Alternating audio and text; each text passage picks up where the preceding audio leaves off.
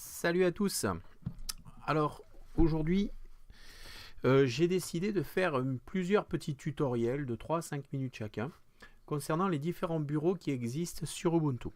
Donc, pour ce faire, je commence tout naturellement par le bureau Unity.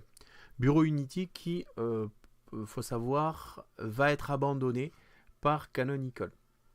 Mais ça reste quand même un bureau. Alors, par la suite, je ne sais pas s'il sera maintenu dans les dépôts afin que certains d'entre nous qui aimons ce bureau, parce que moi personnellement je l'ai utilisé pendant pas mal de temps, pour ceux qui apprécient ce bureau puissent éventuellement télécharger les dépôts et en faire son bureau par défaut. Hein. Ça, il n'y a rien, qui je pense va l'empêcher. Bon, cependant, il faut quand même savoir que Canonical abandonne le développement de Unity 7, ce bureau que vous voyez à l'écran. Donc, pour ce faire, il faut savoir que Ubuntu, dans ce bureau-là, est quand même un bureau relativement, facile à utiliser, épuré. Alors ensuite, il plaît pas, ça c'est chacun. Hein. Il faut savoir une chose, c'est que cependant, ça fait depuis 2011, ou peut-être un petit peu avant, que Canonical a décidé que ce bureau-là serait le bureau par défaut pour Ubuntu. Pour la 18.04, donc qui va sortir au mois d'avril de cette année, en 2018, c'est le bureau GNOME 3 que nous verrons dans une autre vidéo, qui sera le bureau par défaut donné pour Ubuntu. Donc pour des explications, ici vous avez un bureau donc simple sur lequel on peut très facilement créer dossier ou autre, hein, ça c'est pas un problème.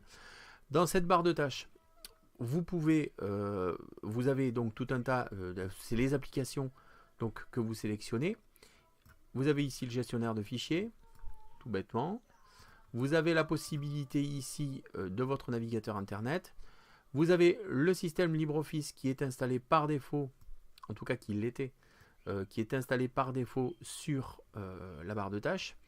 Vous avez le système de logiciels, c'est-à-dire la Logitech, un petit peu comme le Google Play Store, qui vous permettait donc d'aller chercher les applications qui vous intéressaient dans les domaines qui vous intéressent. Hein. Je veux dire, on n'a que l'embarras du choix. Et sauf erreur de ma part, je crois qu'il y a plus de 60 000 applications disponibles.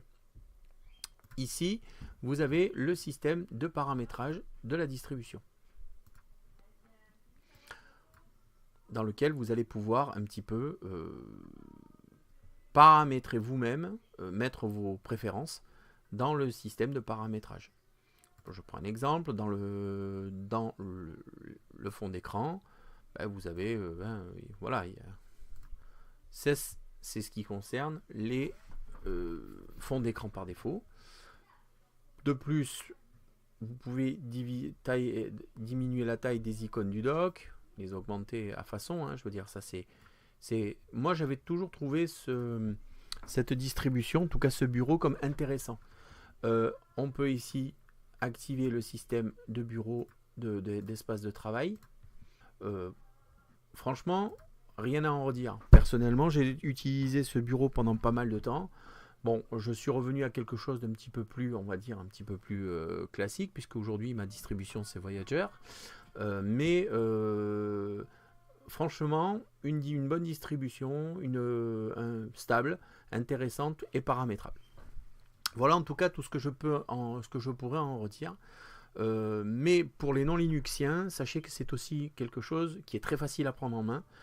Comme je suis installateur, il m'a été donné de l'installer chez des gens qui en avaient marre, excusez-moi l'expression, pour employer notre mot, de Windows 10.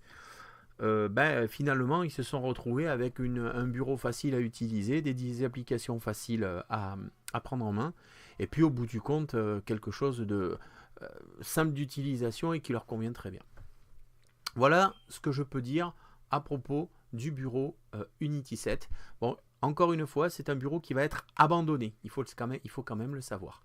Donc, la seule chose qu'on puisse espérer de la part de Canonical, c'est qu'il nous laisse la possibilité de télécharger les dépôts, de façon à ce qu'on puisse éventuellement l'installer en tant que bureau par défaut de façon individuelle.